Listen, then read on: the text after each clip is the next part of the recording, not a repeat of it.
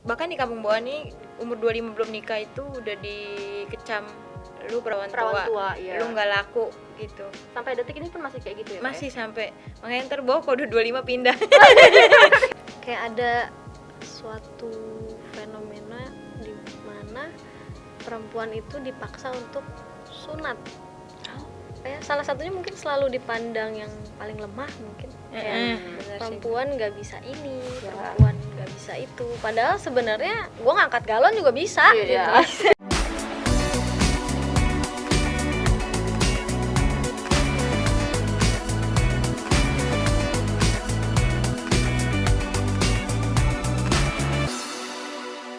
Nah, kita masuk lagi soal ke filmnya tadi, pembahasan soal isu perempuan di daerah. Nah, kalau misalkan sebelum main film ini, Kak, tahu nggak sih isu-isu perempuan di daerah itu yang seperti apa tadi yang dianggap tabu kayak gitu-gitu? Ya kayak dipaksa suruh nikah. Kalau bahkan di kampung bawah nih umur 25 belum nikah itu udah dikecam, lu perawan tua, iya. lu nggak laku gitu. Sampai detik ini pun masih kayak gitu ya? Masih sampai, makanya ntar bawah kalau udah 25 pindah. Biar nggak disuruh dikatain perawan tua. Itu caranya ya, Kak? Iya, terus kayak pulang malam dikira Anak nakal, perempuan nakal, padahal mah pegawai kerja shift 3 juga Iya, pergi betul. malam malah ya jam 12 baru pergi. Terus apalagi ya, banyak sih tabu-tabu kayak gitu tuh. Kalau yang dari aku tahu kan aku suka main-main ke desa gitu ya. Terakhir ke desa Argalingga di Jawa Barat, desa Sunda gitu. Pokoknya suka main-main gitu lah, tapi yang satu yang aku lihat, yang aku amatin, yang konstan itu perempuan umur 21 udah punya anak umur 4 tahun gitu. Nah, tapi aku nggak, pas itu maksudnya aku belum terlalu kayak tahu ini sebenarnya mereka apa dipaksa atau apa, tapi pokoknya aku sering banget ngeliat fenomena itu. Dan pasti kalau misalnya ngomong sama asisten rumah tangga teman-temanku, aku kan nggak punya mbak, kalau ngomong tuh kayak kok kayaknya mereka tuh nikah tuh dijodohin mulu ya, maksudnya kayak bukan mereka menemukan cinta dengan sendiri, tapi karena emang kayak dijual gitu, dijual ke suami, utang, keluarga karena suaminya. Berarti itu bener nyata ya, Kak, ya, adanya ya? Of course. Yang aku banyak baca di artikel atau di platform lain ya, kayak ada suatu fenomena di mana perempuan itu dipaksa untuk sunat. Itu ada bacaannya gitu. Aku sampai kaget kayak, oh ini menjadi isu perempuan juga yang memang sebenarnya itu hal yang kita juga nggak pernah tahu kan sebenarnya, kayak emang iya gitu. Oh, di Indonesia ada ya? Ada. Aku pernah dengar juga Itu tuh soalnya kultur suatu negara lain. Yang poligami tuh yang banyak istrinya kan ya? Iya. Itu perempuan disunat agar mereka cuman jadi kayak pabrik bayi doang bagi suaminya yang memperistrikan banyak orang. Terus nanti itu mereka semua disunat, terus mereka cuma jadi pabrik, basically baby factory gitu, pabrik bayi, agar mereka nggak ngerasa, maksudnya kan kalau disunat kan jadi mereka tidak merasa apa-apa saat melakukan reproduksi gitu. Susahnya Banyak selalu, sih susah. apa ya, salah satunya mungkin selalu dipandang yang paling lemah mungkin. Kayak perempuan nggak bisa ini, perempuan nggak bisa itu. Padahal sebenarnya gue ngangkat galon juga bisa. Gitu. Gue kemana-mana sendiri juga bisa. Gini deh, ibaratnya kita setiap bulan kita berdarah tapi masih bisa kerja. Betul. Dengan normal. Yang nahan sakitnya kayak apa gitu ya. Keluar darah loh, beneran keluar darah, tapi masih normal-normal aja kerjanya. Iya. Gitu. Terus Dan masih hidup ya. Hidup dong. Banyak sih kayak apa ya, mungkin wanita juga tidak boleh memimpin, even itu menjadi ketua kelas atau OSIS. Pasti langsung diledekin tuh kayak masa sih ketua kelasnya cewek gitu. Kadang kayak gitu sih. Ya dipandang beda. sebenarnya both women and men itu banyak yang menjadi korban dari sistem patriarki. Itu sih sistem patriarkinya, karena nanti bakal terlihat juga di film ini siapa saja yang menjadi korban dari sistem patriarki ini dan internalized misogyny yang dibuahkan dari sistem patriarki yang memang sudah dari lama ada di mana-mana gitu. Nah itu sama keluarnya di kepemimpinan, lalu mungkin suara yang tidak didengar, bahkan sekarang isu kekerasan seksual yang diangkat di RUU PKS dan betapa lamanya itu mau disahkan gitu loh, padahal sudah terang-terang banget banyak banget korbannya. kasus. dan itu sama sekali, maksudnya kayak apa-apa tuh perempuan tuh yang disalahin tuh perempuannya gitu. Misalnya kalau misalnya ada yang terkena kekerasan seksual disalahkan pakaiannya, padahal banyak juga yang bilang Berhijab pun masih mereka bisa berhijab, dilecehkan. mereka pakai Benar. sweater apa lah, itu bukan salah pakaian mereka, tapi memang salah sistemnya dan pendidikannya, sisi Cara pandangnya pandangnya gitu. Setuju. Kalau dari Boa ya salah satunya penampilan sih. Penampilan. Kayak perempuan tuh banyak itu dituntut suruh cantik, terus perawatan, Iya. kulitnya standaran nih bahkan harus putih, harus langsing gitu, harus make up, perut buncit dikit dituduh hamil, Iya. gitu-gitu. Terus kayak ditanya soal keperawanan gitu, kayak ih serem banget gitu, padahal nggak segitunya gitu. Kenapa kita harus kayak gitu? Iya. Yang paling maaf ya jadi panjang. Nggak apa-apa Kak, nggak apa-apa. Yang paling deket sama kita mungkin sekarang itu tuh misalnya aku gak boleh pulang malam-malam, gak boleh pergi jauh-jauh setiap hari, sementara adekku laki-laki yang 5 tahun lebih muda dari aku lebih leluasa daripada aku karena dia laki-laki, dia bisa Iya, jaga diri, Alasan padahal kita juga bisa loh. Bisa ya. padahal aku lebih tua dan aku dulu pas seumur dia juga aku bahkan nggak boleh keluar rumah, sementara dia seumur ini udah sangat bebas untuk porsinya gitu. Dan juga pas itu aku pernah meranin karakter Siti Nurbaya, karakter perempuan kan, dia itu simbol emansipasi wanita, dan itu tuh di komen YouTube-nya tuh banyak banget yang bilang kok perempuannya dominan banget, kok kan ada adegan dimana saya kayak pelukan dan dansa-dansa dengan si Samsul Bahri gitu. Terus banyak yang komen ini sangat tidak menggambarkan perempuan yang lemah lembut. Jadi stigmanya adalah perempuan lemah lembut. Harus lemah lembut. Perempuan tidak boleh dominan gitu.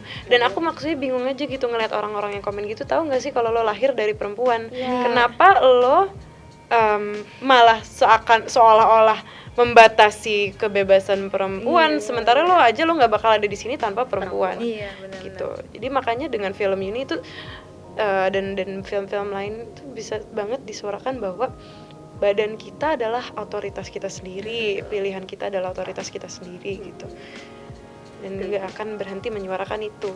Oke. Tapi Kak, berarti penting juga nggak sih pendidikan khususnya untuk perempuan gitu ya? Penting Sangat banget penting. sih. Kayak perempuan tuh harus punya nilai gitu, biar nggak cuman lu mah bisa nyuci piring doang, di dapur doang gitu. Enggak, lo perempuan juga bisa nulis skripsi gitu, bisa dandanin token listrik yang rusak, bisa nganuin kanvas motor gitu. Perempuan juga sama gitu. Betul. At least kalaupun sebagai ibu rumah tangga pun kerjanya nggak gitu-gitu aja, Nggak justru banyak gitu-gitu ya. aja, Kan iya. ada, aku pernah nemu selebat video gitu. Enaknya jadi apa ibu rumah tangga ngapa-ngapain, padahal justru pekerjaannya lebih banyak. Itu lebih budgeting untuk keberlangsungan rumah tangga. Benar. Jadi Usaha bendahara, jadi apa aja. Dan itu nggak digaji. Iya benar. Itu dia yang menggaji diri sendiri. Iya, Dia betul. justru yang mengeluarkan duit buat keluarga. Buat anak-anaknya dan Nah, mungkin apa sih yang didapat Kak dari bermain film Yuni ini dan pesan karakternya mungkin dari masing-masing selain tadi menyuarakan perempuan segala macam kayak gitu-gitu. Kalau pesannya yang aku dapat, iya mungkin film ini bisa bikin orang lain pikiran yang terbuka ya. Dari segi berpendapat, hubungan antara orang tua dan anak, Ya. anak-anak dengan siapapun, maksudnya hubungan antara dua orang lah. Itu sih. Apa tadi pertanyaannya? Pesan atau karakter yang dimainkan dari film Yuni ini. Itu sih menyuarakan banyak hal ya. Ini tuh film ini tuh mengangkat banyak sekali isu. Dia tuh multifaceted gitu. Ada pernikahan dini, ada feminisme, sistem patriarki, ada kurangnya pemerataan edukasi, kurangnya edukasi seks gitu. Dan justru aku tuh pingin banget banyak yang nonton ini. Kenapa? Biar kita semua bisa, karena ini kan film jujur banget ya. Dia tuh bener-bener, tau gak sih, ini tuh kayak cuma nontonin orang aja, nontonin orang beneran. relate banget ya, bukan Kak. kayak film tapi Iya. bener-bener kayak nonton in Kehidupan real life. sehari-hari ya. Iya, jadi dengan nonton ini semoga yang bagi penonton biasa itu lebih tergerak dan berempati agar bisa membantu menyuarakan isu-isu dan memberikan suara kepada mereka yang merasa nggak punya suara. Dan kedua, aku benar-benar berharap film ini tuh bisa sampai ke pemerintah atau apapun itu, dan mungkin tergerak untuk membenarkan infrastruktur dalam segi pemerataan edukasi, dalam segi memberikan fasilitas buat perempuan yang lebih banyak. Dan juga ini aja filmnya belum rilis tapi maksudnya sudah menjadi bagian dari pergerakan 16 hak TP, 16 hari anti kekerasan terhadap perempuan gitu.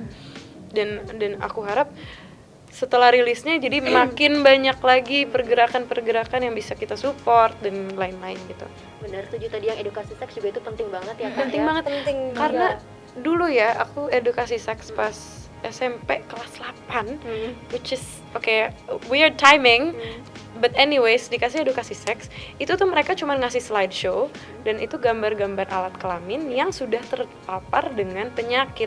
Jadi mereka tuh bukan, kalau edukasi seks yang benar tuh, harusnya mereka tuh memberikan cara, ini adalah mitigasi, ini adalah yang harus kalian lakukan, ini adalah ragamnya alat kontrasepsi, how to do it correctly or do it safe, atau mungkin pada waktunya gitu. Sementara yang saya dapatkan waktu itu don't do it karena ini bakal terjadi kepada lo. Dan gambarnya serem-serem. Jadi itu saya dan teman-teman saya trauma ngelihat kayak gituan, dan itu bukan edukasi, itu adalah menakut-nakutkan. Gitu loh. Jadi itu pengalaman pribadi, jadi semoga bisa diperbaiki gitu loh.